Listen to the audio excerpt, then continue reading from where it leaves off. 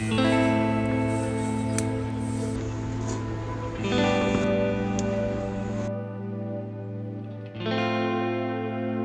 says I always wanted to do it since I was a kid. I don't really remember that. I don't know, for me it's just being in the bee yard where it's calm and the bees buzzing, and I know it sounds crazy, but when you open a hive and there's thousands of bees around you, it's really calming. And in a hive this time of year, they're at their peak, there's 50 to 60,000 bees per hive.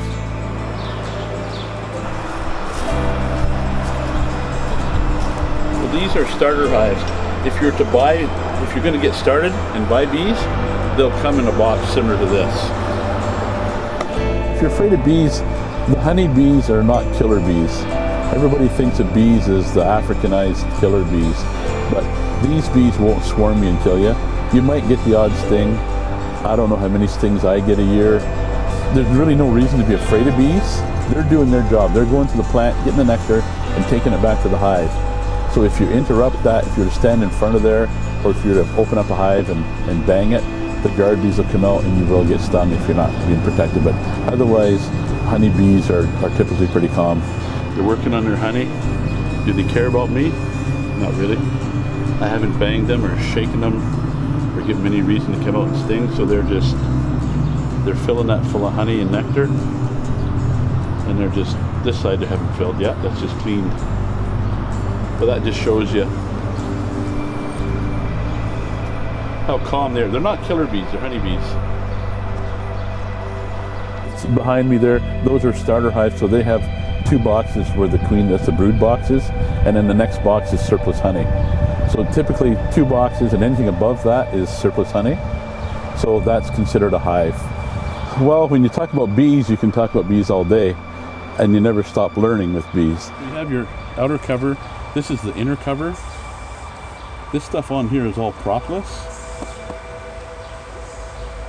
It's made from the trees, and it's sap from the trees, and that's how they seal. If you can see all around here, it's kind of like their glue.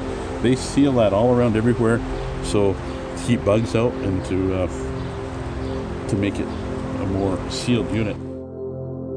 It's all in their brain, and they say their brain is the size of a needle, like the point on a needle. That's how big their brain is. They do what they're supposed to do their whole life.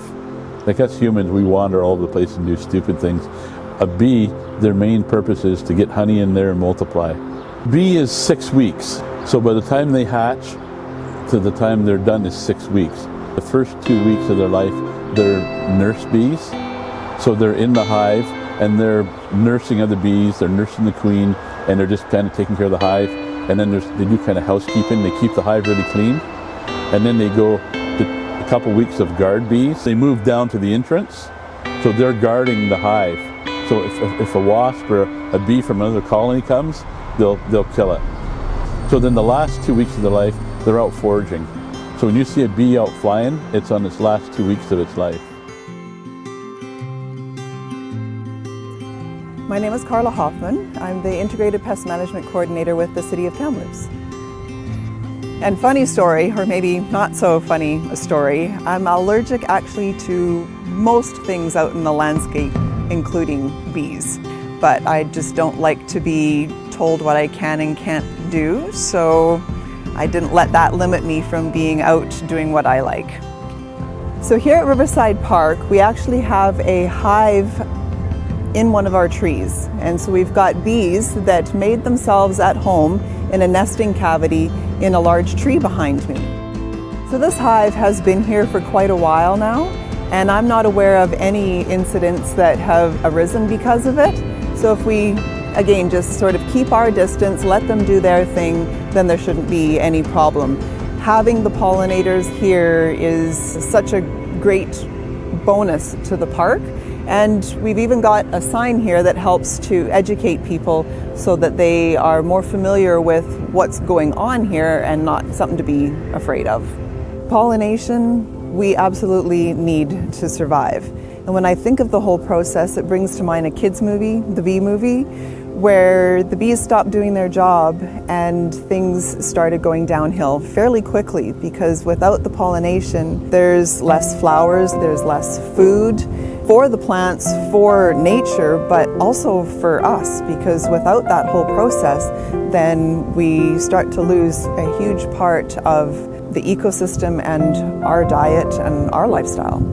So pollinators transfer the pollen from one plant to another. They collect it, or they're feeding on the nectar that's in a flower. So they're transferring or moving the pollen from one flower to another flower on the same plant, or maybe on another species in the area. They say whenever bees pollinate, you'll get 20 to 30% more fruit. Like an apricot tree or apple tree, when it's properly pollinated, you'll get 20 to 30% more fruit. So if we're making improvements to our garden, some of the things that we want to keep in mind, especially when it comes to pollinators, is obviously having flowers and a food source for them so they can do their business with pollination.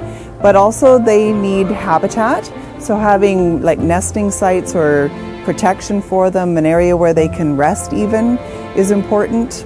And like us, we need water, so do the little critters. So having a nice little bird bath with some stones or other little perches in there so that they can land on that and drink without drowning is a great way to encourage them into your landscape.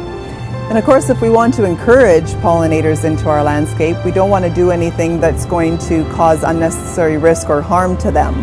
For instance, we want to avoid, where possible, any pesticides. So that includes things like insecticides for insects, herbicides for weeds, miticides for mites and spiders. There's a number of different asides, the aside part being killing, just like in homicide. So we want to avoid those when we're dealing with pests in our landscape. There's other things that we can do to have a healthy landscape with fewer pest problems, therefore fewer pesticides. Another place that we can encourage pollinators is actually in our grass or in our lawns.